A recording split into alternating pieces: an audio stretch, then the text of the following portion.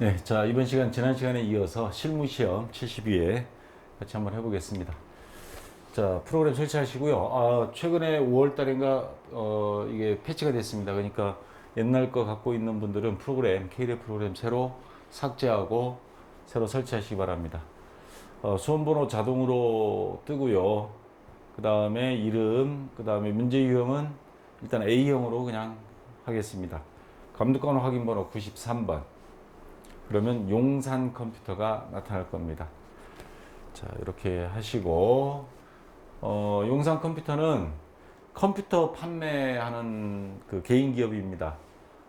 그래서 주에 일반전 배입력 나올 때 컴퓨터를 뭐 매입하고 팔고 매출하고 할 때 요거 비품으로 적지 않도록 조심하기 바랍니다. 물론 문제에 판매용이란 말은 들어 있습니다. 자, 참고하시고 1번 문제는 변함없이 사업자 등록증에 대한 거 세 가지를 수정할 겁니다. 프로그램 들어가 보면 종목 현재 가구로 되어 있을 거예요. 요거 사업자 등록증 뭐라고 되어 있냐면 컴퓨터 및 주변 기기, 그 다음에 개업 연월일이 비어져 있는데 문제는 2012년 2월 2일, 그리고 사업장 관할 세무서가 용산으로 나와 있습니다. 사업자 등록증에 요 세 가지를 수정해 주면 되겠습니다. 그러면 수정 후 종목 컴퓨터 및 주변 기기, 그 다음에 개업 연월일 2012년 2월 2일, 그 다음에 사업장 관할 세무서는 용산, 요 세 가지 수정해 주면 3점 되겠습니다. 자, 됐고 2번 문제. 다음은 용산 컴퓨터의 전기분 재무상태표입니다. 입력되어 있는 자료를 검토하여 오류 부분은 정정하고 누락된 부분은 추가 입력하시오. 자, 해서 쭉 현금부터 해서 자본금까지 나와 있는데, 자, 수정 전 그 K랩 화면에 가서 보면 틀린 그림 찾기 했을 때 보통 예금이 1180만 원 나와 있는데 문제는 보통 예금이 1810만 원입니다. 자, 요거를 수정해 줘야 되고요. 자, 그 다음에 비품 감가상각 두개. 여기 보면 요 감가상각 두개, 이건 차량 운반구에 대한 겁니다. 차량 운반구 208번이고 차량 운반구 감가상각 두개, 이건 209번이고 이걸 수정하지 않도록 조심해야 됩니다. 비품 212번 밑에 213번이 없어요. 비품 감가상각 두개. 자, 여기 사이에 입력이 안 되니까 여기 입력하고 맨 밑에 입력하고 나중에 빠져나왔다 들어가 보면 번호 순서대로 딱 소트가 돼 있을 겁니다. 그 다음에 단기 차익금 가서 보면 현재 300만 원이라고 되어 있는데 문제를 보면 3천만 원 동그라미 하나를 빼먹은 겁니다. 요거 세 가지를 수정해 주면 되겠습니다. 그래서 여기 보면 대차 차익 2,370만 원, 여러분 잘 보일지 모르겠는데 요 금액이 지금 저게 금액이 안 맞는 거예요. 그래서 요게 제로가 될 때까지 수정 다 하고 나서 제로가 됐는지 그거 확인하면 되겠습니다. 그래서 보통 예금 1,810만 원, 단기 차익금 3천만 원, 그 다음에 비품이 212번이니까 그 다음 번호 213번 감가상각 누계액 300만 원 입력해주고 대차 차익 가서 0이 돼 있으면 정확하게 입력이 된 겁니다. 자, 이렇게 해주면 되고요. 자, 거저먹기 문제는 다 끝났고 3번까지죠. 자, 자, 여기 보시면 용산 컴퓨터의 거래처별 초기 2월. 그러니까 전년도 외상매출금, 외상매입금 또는 채권 채무, 이런 것들, 채권 채무 항목들입니다. 이런 것들이 금액이 뜰린 게 있을 때 수정하는 문제입니다. 그래서 보니까 지금 문제는 외상매출금하고 외상매입금이 나왔고요. 그래서 외상매출금 보면 롯데문구부터 협진문구인데 여기 순서가 이거하고는 문제가 조금 안 맞으니까 잘 확인해야 됩니다. 청송 컴퓨터가 지금 100만 원 돼 있는데 문제상으로는 200만 원입니다. 그래서 이게 입력이 잘못된 거죠. 요거를 수정해 줘야 됩니다. 요거를 자, 롯데 청송 컴퓨터 하나 수정해 주고요. 그래서 여기 보시면 자, 수정 전에 외상매출금 1260만 원 중에 청송 컴퓨터가 100만 원인데 문제에 200만 원 돼 있으니까 마찬가지 요거 문제에 맞춰서 200만 원으로 이렇게 수정 해주면 되고요. 그 다음 이제 외상매입금 가서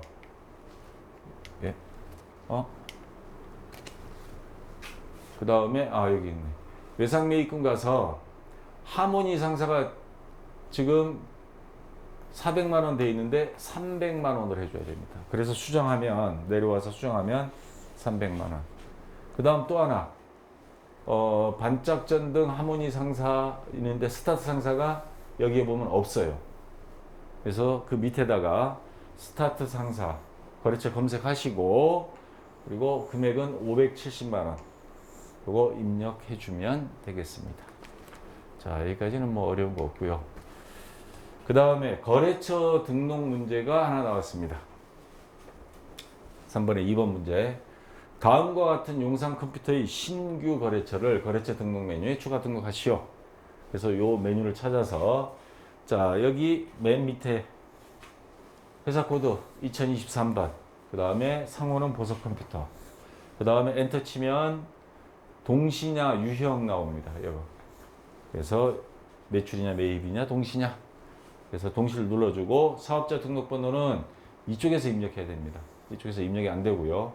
그래서 여기 나와 있는 순서대로 요거 그 다음에 대표자 성명 신동학 그 다음에 업태 도소매 주소는 우편번호는 입력하지 않아도 무방함. 요즘 이 우편번호 문제가 다 이렇게 나오고 있습니다. 왜냐하면 그 신주소 구주소에서 채점하는데 굉장히 애먹는 것 같아요. 질의도 많이 들어오고 그래서 저는 한번 검색해 봤습니다. 보니까 우편번호 검색해서 찾았더니 265 이렇게 뜨더라고요. 자, 요거 없는 경우에는 그냥 우편번호 없이 요 주소 그대로 부산 동래구 명륜로 265 이렇게 입력을 해도 되겠습니다. 자, 그러면 다 됐죠? 됐고요. 자, 일반 전표 입력 여기서부터가 이제 신중하게 좀 봐야 되는데 다음 거래 자료를 일반 전표 입력 메뉴에 추가 입력하시오 해서 1번 문제. 8월 19일 기업은행의 단기 차입금 개정 과목 하나 나왔습니다. 580만 원과 이자 돈 빌린 거에 대한 이자니까 이자 비용이 되겠죠. 개정 과목이 나왔습니다. 이거를 보통예금 또 하나 나왔습니다. 개정 과목. 보통예금 계좌에서 이체하여 지급하였다. 그러니까 돈 빌렸던 단기 차입금과 그에 대한 이자를 보통예금 통장에서 송금했다 이 말입니다. 그러면 분계가 다 나오죠. 자, 대변에는 보통예금 되겠죠. 그래서 대변에 보통예금 두 개 합친 금액 585만 8천 원. 그 다음에 차변에는 단기 차입금이랑 부채 감소. 그래서 차변에 단기 차입금 580만 원. 그거에 대한 이자 비용 되겠죠. 자, 5만 8천 원 해서 입력해 주면 되겠습니다. 자, 그 다음에 8월 31일인데 영업용 차량에 대한 8월분 정기 주차료 개정 과목이 갑자기 탁 멍 때릴 겁니다. 차량에 관련된 것 중에 계속 돈 들어갑니다. 개인이든 회사든 세금과 공과 그거 처리하고 나머지 것들 뭐 오일을 교환한다거나 기름을 넣는다거나 휘발유 넣으면 물론 그 차량 유류대로 따로 하는 데도 있고 그렇지 않은 경우에 뭐 다른 것들 주차료 뭐 이런 것들 나오죠. 자, 이런 거는 차량 유지비. 그냥 이걸로 하나로 통일해 버리는 게 편하긴 할 겁니다. 세금과 공과 빼고 차량 유지비. 자, 그렇게 하고 반월 주차장에 현금으로 지급하다. 그래서 여러분들 입력할 때 차량유까지 해서 검색을 하면 차변에서 차량 유지비 딱 넣으려고 보면 차량 유지비가 이렇게 522번부터 600번대 2개, 700번대 2개, 800번대가 나와요. 전산회계 2급은 전부 다 판매비와 관련입니다. 제조기업이 안 나오니까. 제조기업 같은 경우는 공장 차량 같은 경우는 500번대를 쓰기도 해야 돼요. 제조 원가 요걸 찾는데 뭐 그건 지금 1급에서 나올 이야기고 2급에서는 몽땅 다 800번대 해서 판매비와 관리비, 판매관리비 요거를 선택해서 엔터 쳐주면 됩니다. 자, 그러면 차량 유지비 20만원. 자, 뭘로 줬냐? 현금으로 줬습니다. 그러면 대변에 현금 101번 20만원. 저는 출금전표 할게요. 그러면 출금전표 누르면 요 차량 유지비만 입력하면 됩니다. 자, 대체전표로 해도 되고요. 자, 3번 문제. 9월 3일 거래처가 사무실을 이전하여 축하 화환을 보내고 거래처에 보낸 거 뭐예요? 접대비입니다. 접대비도 검색을 해보면 차변 날짜 9월 3일 하고 차변에 접대비 해보면 또 500번대부터 800번대까지 다 있는데 800번대도 두 개가 있어요. 자, 둘 다 판매 관리비예요. 근데 하나는 해외 접대비. 국내냐 해외냐. 그래서 해외 접대비 말고 그냥 접대비 813번 판매 관리비. 요거를 선택해 주셔야 됩니다. 자, 채점할 때는요. 요 코드 번호를 가지고 채점을 들어가니까 요거 잘 선택해 줘야 됩니다. 그래서 축하환을 보내고 20만 원을 보통 예금에서 행복한 꽃집에 이체하였다. 그러면 계정 과목이 접대비하고 보통 예금이죠. 그래서 차변에 아까 이야기한 813번 접대비 20만 원. 대변에는 보통 예금 통장에서 이체했으니까 대변에 보통 예금 20만 원. 자, 이렇게 해서 입력해 주면 되겠습니다. 자, 4번 문제. 이거는 문제만 이 입금표가 나와서 막 크게 보이지? 이건 뭐 안 봐도 됩니다, 여기서. 9월 15일 반월전자의 컴퓨터 2대 300만 원어치. 한 대 150만 원짜리 굉장히 사용이 좋은 컴퓨터를 매출하기로 하고 매출한 건 아닙니다. 계약금을 현금으로 받고 계정과목 뭐가 돼야 돼요? 선수금이 되죠. 거래처 반드시 입력해 줘야 되고요. 입금표를 발행하였다. 그러면 현금으로 받았으니까 차변에 현금, 대변에는 선수금 이렇게 되겠죠. 자, 그래서 날짜 9월 15일 입력하고 차변 현금 얼마 받았냐면 10% 받았네요. 30만 원. 그 다음에 이거는 계약금에 해당된다 그랬죠. 부채입니다. 선수금. 자, 거래처 입력해야 됩니다. 반월전자 채무에 대한 거니까. 그리고 금액은 30만 원. 이렇게 해주고요. 자, 요거 지금 반월전자에 대한 건데 5번 문제 풀다가 다음 문제 헷갈리지 않도록 하세요. 여기도 뭐 보면 계약금을 차감한 잔액. 그러니까 아까 그거 같은데 이거는 반월전자가 아니고 신화상사입니다. 일부러 이러려고 한 건 아닌 것 같은데 언뜻 보면 계약금 뜰리네 할 수가 있는데 다른 문제입니다. 9월 20일 신화상사의 컴퓨터 2대를 발송하고 계약금 이거는 또 아까 문제하고 똑같아요. 4번하고 계약금 45만 원을 차감한 잔액으로 외상으로 하다. 당사 부담이 운반비 15만 원 현금으로 지급하다. 하나의 전표를 입력할 것. 자, 그래서 9월 20일에서 차변에 자, 운반? 이거 뒤에 설명할 건데 여기 앞에 거부터 할게요. 자, 우선 컴퓨터 2대 발송. 다른 말로 이야기하면 매출한 거죠. 상품 매출. 대변부터 보겠습니다. 여기 상품 매출해서 대변에 이거 잘못했네요. 제가 입력을. 운반비 15만 원까지 여기 다 더해져 버렸네. 요거 금액 수정하겠습니다. 자, 판매 금액이 얼마예요? 300만 원. 300만 원입니다. 대변에. 그런데 돈 받아야 되는데 계약금 45만 원. 아까 같은 회사는 아니지만 계약금 받았을 때 선수금이라고 했었죠. 선수금은 이제 부채는 없습니다. 왜? 없어져야 됩니다. 물건을 팔았으니까, 줬으니까. 그러면 차변에 선수금. 자, 차변, 선수금. 순서는 차변부터 입력하세요. 자, 신화상사. 자, 거래처 신화상사 했으니까요. 금액 선수금 45만 원. 그럼 나머지는 어떻게 하기로 했어요? 외상으로 하다니까 발송하고 매출하고 외상이니까 외상 매출금이죠. 그래서 108번 외상 매출금 차변에 자, 이것도 거래처 입력해야 되죠. 신화상사에서 자, 300에서 300만 원 45만 원 빼면 255만 원입니다. 자, 여기까지 하고 그러면 요거 차변 두 개와 아까 상품 매출 300만 원 요거는 다 끝난 겁니다. 근데 추가로 뭐가 있냐면 운반비가 있어요. 15만 원은 현금으로 지급하다. 운반비 판매할 때 운반비는 별도로 비용으로 해야 되죠.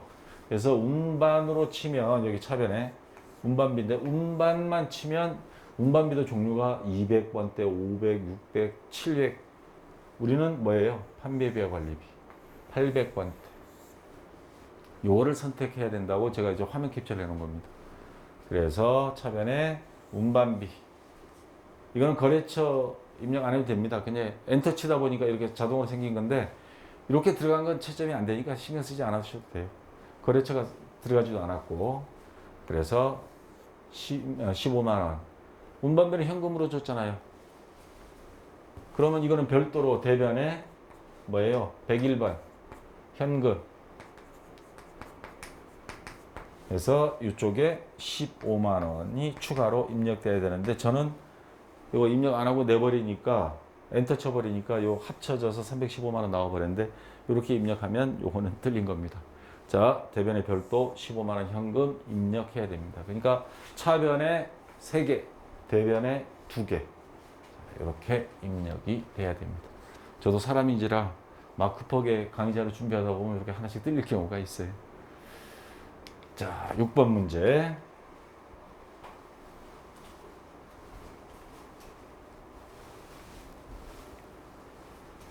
(9월 25일) 초지전자에서 판매용 컴퓨터 2대를 외상으로 매입입니다. 이번에는.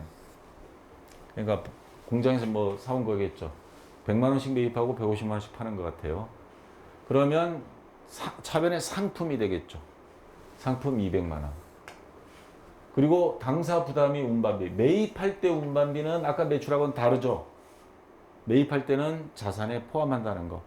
단기 매매 증권을 제외한 모든 어떤 자산, 건물, 토지, 차량, 운반구 다 재비용은 더합니다. 그래서 차변의 상품은 2개를 더한 금액 207만 원이 됩니다.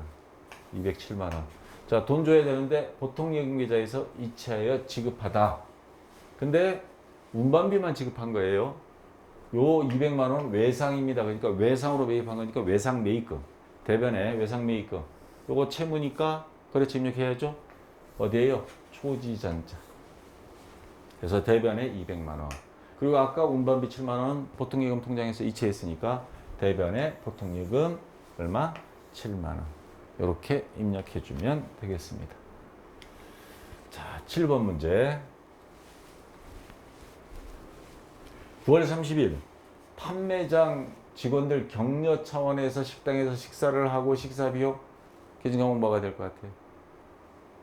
이거는 아까 거래처는 접대비고 이거는 복리후생비입니다. 복리후생비. 그리고 신용카드, 비식카드로 결제했으니까 미지급금 또는 미지급비용. 자, 이렇게 처리해 주면 됩니다. 그러면 차변에 복리후생비에서 30만 원 하고요. 그 다음에 자, 복리후생비도 조심해야 될 게 여기 복리후까지 딱 쳐서 보면 쭉 500번 때부터 해서 판매관리비로 나와 있는 811번. 요거를 선택해 주셔야 됩니다. 그래서 차변에 811번 복리후생비 30만 원 하고요. 신용카드로 결제했습니다. 그러면 미지급금 대변에 미지급금은 이거 거래처 입력해야 되는데 어디에요? 누구한테? 비식카드에 돈 갚을 거죠. 나중에 카드 고지서 나오면. 그래서 30만 원. 그래서 입력을 해주면 되겠습니다. 자, 8번. 매출처 청송 컴퓨터에서 받아서 보관 중인 약속금. 계정 과목은 받을 어음이죠. 400만 원이 만기가 도래하여 당사 거래는 보통 계좌에 입금되었음을 확인하다. 자, 부도 안 되고 다행히 돈이 무사히 들어왔습니다. 그러면 보통 예금이라는 통장에 증가하고 받을 어음이라는 자산이 감소하죠. 그럼 차변에 보통 예금 통장에 얼마? 400만 원. 그리고 받을 어음 110번 대변에 적고요. 받을 어음은 채권이니까 거래처 입력해야 되죠. 청송 컴퓨터. 자, 요거 거래처 검색하면 나타날 겁니다. 400만 원. 그래서 엔터 쳐주면 되겠고. 자, 5번 문제입니다. 자, 이제 수정 문제인데 일반 전표 입력 메뉴에 입력된 내용 중 다음과 같은 오류가 발견되었다. 입력된 내용을 확인하여 정정하시오. 7월 5일 당사 보통예금에 입금된 500만 원은 정우상사에서 외상매출금을 반제. 자, 그러니까 외상 매출금 결제했다 이 말입니다. 입금한 것임이 확인되다. 우선 7월 5일 가서 보세요. 수정 문제 나오면 무조건 해당되는 날짜를 가서 들여다보는 게 이해가 빠를 겁니다. 7월 5일 검색을 했더니 차변에 보통예금, 대변에 인출금 돼 있었어요. 보통예금 통장에 500만 원이 들어왔는데 인출금이라고 돼 있었어. 이걸 그대로 해석하면 사장님이 돈을 가져왔다는 거예요. 추가 출자가 돼버리는 거예요. 자, 근데 알고 봤더니 이거는 외상값을 뭐예요? 수금한 것이다. 그쪽에서 외상값을 보내왔다는 거예요. 결제하기 위해서 돈을 보내왔다. 다시 말해서 외상매출금의 자산이 감소죠. 그러니까 대변에 외상매출금 적어야 될 건데 계정 과목을 잘못 고른 거예요. 그래서 요거를 외상매출금으로 바꿔주면 끝나는 거겠죠. 자, 그래서 여기 와서 외상매출금 108번 거래처 입력해야 되죠. 누구 거예요? 정우상사. 그래서 정우상사 거래처 검색하시고 500만 원, 500만 원 해서 이렇게 계정 과목 하나 수정해 주면 되겠습니다. 자, 2번 문제. 11월 27일 매장에서 사용하는 냉장고 수리비용 20만 원이 지급되었는데 이를 비품 계정으로 잘못 처리하였음을 발견하였다. 자, 그래서 날짜 한번 가서 보니까 11월 27일 차변에 비품, 대변에 현금돼 있어요. 20만 원씩. 뭐예요 이거? 수익적 지출한 겁니다. 냉장고를 자본적 지출로, 거꾸로 이야기합니다. 자본적 지출로. 아니 냉장고 자본적 지출할 게 뭐 있어요? 자동차도 아니고. 그래서 수리비가 많이 나오면 아예 냉장고 폐기 처분하고 새로 사는 게 낫죠. 자, 근데 이거는 수리비용이라고 돼 있어요. 이걸 비품으로 자본적 지출을 한 게 잘못 처리되었다고 문제에서 제시를 했기 때문에 그러면 이게 뭐가 돼야 돼요? 자본적 지출이 아닌 수익적 지출. 수선비로 해야 됩니다. 수리비용이니까. 그래서 이 비품이라고 되어 있는 거를 820번 수선비로 고쳐주기만 하면 금액은 손댈 필요 없습니다. 그러면 이상 없이 수정이 된 겁니다. 자, 이제 결산 정리 사항인데 요 72회에서는 특이하게 대손충당금 설정은 안 나왔어요. 하도 뭐 대손충당금은 이제 다들 마치니까 다른 걸 그걸 빼고 아마 출제한 것 같아요. 기말 현재 매장 임차료로 회계 처리한 금액 중 50만 원은 2018년 1월 임차료에 대한 선지급분이다. 임차료가 얼마인지 모르겠지만 그 중에 50만 원은 2018년 내년도 임차료를 선급분. 임차료를 한꺼번에 내는 경우가 웬만해서는 없는데 몇 달치 한꺼번에 내는 경우 제주도는 요거 있어요. 제주도는 집 빌릴 때 월세 없습니다. 물론 요즘 좀 많이 생겨나긴 하는데 1년치 한꺼번에는 죽는 세, 죽어지는 세, 못 돌려받는 돈 그런 식으로 하는데 어쨌거나 50만 원은 2018년 거니까 지금 현재는 이게 임차료가 차변에 임차료 이렇게 돼 있겠죠. 전체 금액은 얼마인지 모르겠지만 그리고 뭐 대변에 현금으로 줬으면 뭐 현금 이렇게 했겠는데 이 중에서 50만 원은 임차료로 놔두면 안 된다. 이건 내년 거다. 그러면 임차료를 대변으로 옮겨서 대변에 임차료를 적고 금액은 50만 원. 그리고 내년도 집세를 먼저 준 거니까 선급비용.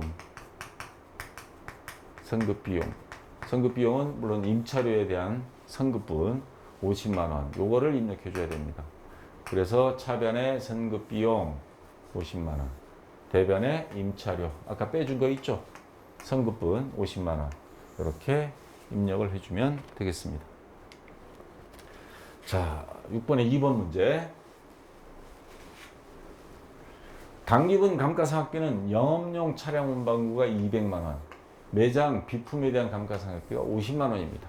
그러면 자, 차변에 감가상각비를 먼저 해야죠. 차변에 감가상각비, 대변에 감가상각 두 개가 들어가야 됩니다.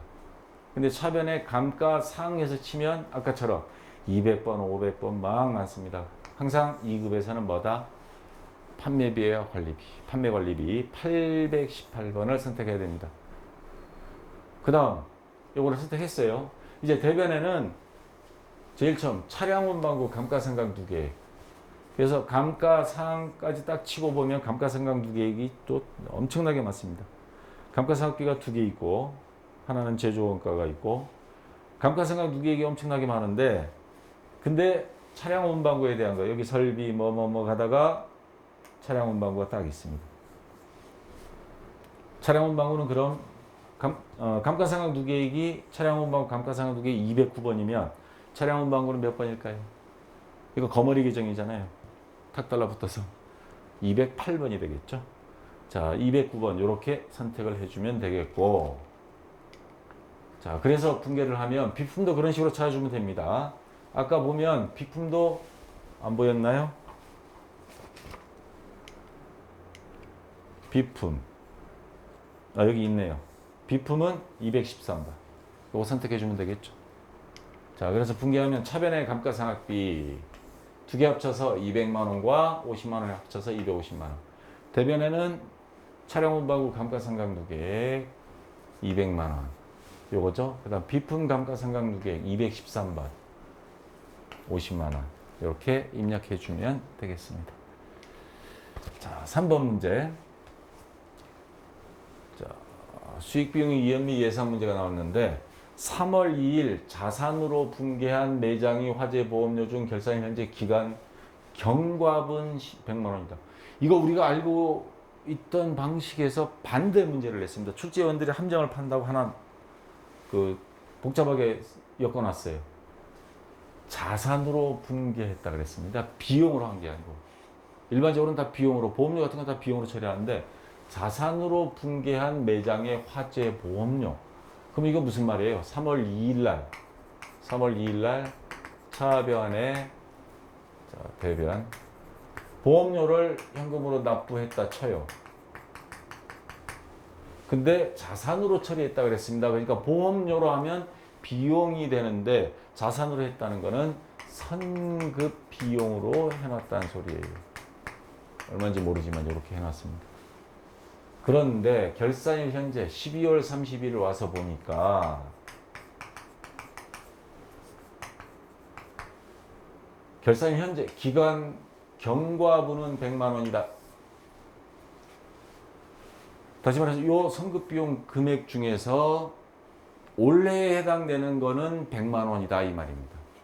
이와 반대되는 기간 경과분에 반대되는 말이 뭐예요? 미경과분이라고 그러죠.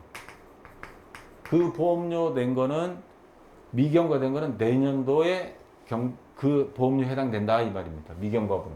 근데 경과분이라 그런 건 야 우리 돈 낸 거 보험료 자산으로 처리했지만 이 낸 것 중에 올해 이미 다 끝나버린 게 100만 원이다. 다시 말해서 요 선급 비용 중에 100만 원은 올해 비용이다. 이미 기관이 경과했다. 약발이 끝났다 이 말이죠. 그러면 선급 비용을 100만 원 없애줘야 됩니다. 100만 원. 왜? 이거 이미 기간 지났어요. 보험료, 비용으로 다 처리해야 되는 거예요. 보험료 100만 원. 자, 요게 간만에 좀 보기 드문 좀 꼬아놓은 문제, 비비 꼬아놓은 문제가 나왔습니다. 그래서 요거를 그대로 입력해 주면 됩니다. 차변에 보험료 100만 원, 대변에는 선급 비용으로 했던 자산으로 처리했던 그걸 빼준 거 100만 원. 이렇게 입력해 주면 되겠습니다. 자, 4번 문제. 장기 차입금에 대한 결산일 현재까지 발생한 이자 35만 원을 계상하다. 거래처 입력은 생략하시오. 계정 과목은 미지급 비용을 사용할 것. 비용의 예상입니다. 결산일 현재 돈을 주지는 않았지만 계산해 보니까 이자 아직 못 준 게 35만 원이 있더라. 이자 지급하는 날 지급하겠죠, 내년도에. 그러면 요거 이자 비용 차변에 적어야 되겠죠. 비용이 발생이니까 차변에. 금액은 35만 원. 그리고 미지급 비용 쓰라 그랬죠. 아직 못 줬다. 그래서 미지급 비용 부채로 보는 겁니다. 그래서 35만 원. 자, 이렇게 입력해 주면 되겠죠. 자, 조회 문제인데 오늘은 조금 여러 가지 장부를 한번 다 질문들이 많은 게요. 이럴 때 어떤 장부를 뒤져야 되는지 너무 헷갈려요 하는 사람들이 많아서 조금 설명을 좀 약간 자세히 하겠습니다. 상반기 1월에서 6월 중에 복리후생비 지출이 가장 많은 달과 가장 적은 달의 차이 금액. 자, 복리후생비 계정 과목이잖아요. 그러면 검색할 수 있는 장부가 계정별 원장. 각 계정 과목별로 뒤져볼 수 있는 거죠. 아니면 총계정 원장 같은 거예요. 요 둘 중에 하나 뒤져보면 됩니다. 자, 특정 계정 과목 나오면 계정별 원장. 그런 식으로 계정별 원장, 총계정 원장. 그렇게 생각하시면 됩니다. 복리후생비 811번. 상반기 1월부터 6월이니까 저는 일단 총계정 원장 먼저 볼게요. 총계정 원장 요거부터 1월부터 여기 월별 클릭하면 01 치고 엔터 치면 요 1월 1일 자동으로 뜹니다. 월별이니까. 그 다음에 06 치면 30일이 자동으로 떠요. 엔터 치고 복리후생비 검색해서 811번. 그러면 복리후생비에 대해서 1월, 2월, 3월, 4월, 5월, 6월 자료가 쭉 뜨는데 복리후생비는 비용이 발생이죠. 비용이 발생 어느 쪽? 차변. 발생했을 때. 그래서 지출이라 그랬으니까. 그러면 1월 달에 101만 220원, 79만 2천원, 뭐 103만 7,050원 해서 보니까 가장 많은 달은 260만 원, 4월입니다. 4월 얼마? 260만 원. 그 다음에 가장 적은 달, 가장 적은 게 쭉 보니까 여기 60만 원이 보여요. 6월입니다. 그럼 마이너스 60만 원. 그러면 정답은 200만 원이 되겠죠. 자, 이거는 총계정 원장을 가지고 한 거고, 계정별 원장 한번 해볼까요? 계정별 원장도 되기는 됩니다. 근데 시간이 걸려요, 이거는. 왜냐하면 똑같은 방식으로 1월 1일부터 6월 30일 복리후생비에서 복리후생비까지 검색했더니 1월 달 쫙 다 나와요. 그 다음에 2월, 3월, 5월, 6월 이런 식으로 나옵니다. 그래서 각 월별 누계. 아까 제일 적은 달이 6월이었죠. 60만 원. 그 다음에 아까 4월 달 가보면 260만 원 거기도 보일 겁니다. 자, 다 되긴 돼요. 그냥 쭉쭉 내려와서 좀 우알로 왔다 갔다 해야 된다는 복잡한 건 있지만 어쨌거나 계정별 원장도 됩니다. 둘 다 특정 계정 과목이니까. 자, 결과는 같고요. 그 다음에 2번 문제. 이자 비용, 5월에 발생한 이자 비용. 이자 비용도 계정 과목입니다. 그러면 계정별 원장 이렇게 들어가서 발생한 이자 비용 찾아도 되고요. 요거는 일계표, 월계표 이것도 되고 계정별 원장도 있고요. 총계정 원장도 있고 특정 계정 과목이니까. 자, 정답은 뭐 아마 월계표로 나온 것 같은데 5월에 월계표로 나온 거 맞나요? 네. 네, 월계표로 나오니까 정답 나온 거대로 한번 그냥 해볼게요. 이자 비용, 월계표. 그래서 쭉 보니까 여기 이자 비용이 있어요. 5월 달에 발생한 거니까 비용이 발생 차변. 그래서 55만 원 이렇게 찾아도 되고요. 아마 이 문제 보고 선생님은 어떤 때는 박쌤은 특정 계정 과목이니까 계정별 원장, 총계정 원장 보면 된다 그랬는데 정답이 월계표로 나오면 또 여기서 혼선이 생기잖아. 그래서 추가로 계정별 원장 가봤습니다. 특정 계정 과목이니까. 자, 5월이니까 2017년 5월 1일부터 5월 31일까지. 그리고 이자 비용. 여기 뜨잖아요. 차변. 발생한 거니까 55만 원 나오죠. 자, 이건 계정별 원장이에요. 총계정 원장 가볼까요? 총계정 원장입니다. 이거는 계정별 원장이고. 마찬가지 기간 2017년 5월 1일부터 5월 31일 이자 비용에서 이자 비용까지. 그래서 보니까 2017년 5월 55만 원 차별에. 자, 계정별 원장, 총계정 원장의 다른 점 알겠어요? 총계정 원장은 월별로만 나와요. 계정별 원장은 매일매일 날짜별로 다 나옵니다.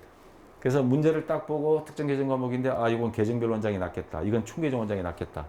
월별 비교하는 거는 총계정 원장이 좋고 일자별로 보는 거는 계정별 원장이 낫고. 자, 대부분 이제 총계정 원장을 많이 합니다. 자, 됐고요. 월계표 아까 1월계표도 되고요. 총계정 원장, 계정별 원장 다 되는 겁니다. 정답은 요거 뭐 최소한 3개 이상 나와요. 자, 근데 이번에는 특정 계정 과목이 아니에요. 3번 문제는 유동부채에 대해서 나왔습니다. 6월 말 현재 유동부채는 어느 영역을 말하는 거죠. 유동부채가 여러 가지가 있잖아요. 유동부채가 들어가 있는 거는 계정별 원장, 총계정 원장 이런 게 아니고 재무상태표 보는 게 제일 빠릅니다. 그래서 재무상태표 6월이라고 했습니다. 그래서 기간 2017년 6월 엔터 치면 쫙 나오는데 그 중에 자산 끝나고 부채 들어가고 부채에서 유동부채. 유동부채 합계액이라고 그랬거든요. 그러면 유동부채 합계액 1억 1,600만 원. 단기분, 요 단기분, 요 오른쪽에 보면 전기분이 있습니다. 그거는 쌩까고 요것만 입력을 해주면 되겠습니다. 자, 1억 1,600만 원. 자, 이렇게 입력해 주면 되겠습니다. 자, 대체적으로 난이도가 실무시험이 좀 쉬웠어요. 한두 개 이렇게 빼놓고, 그래서 아마 합격률이 예전보다도 조금 많이 나오지 않았나 생각되는 문제였습니다. 자, 수고했고요. 이번 73회. 요즘 날도 더운데 시험 8월 3일인가 4일 시험 잘 보시기 바라고 합격 수기 많이 기대하겠습니다. 자, 수고했습니다.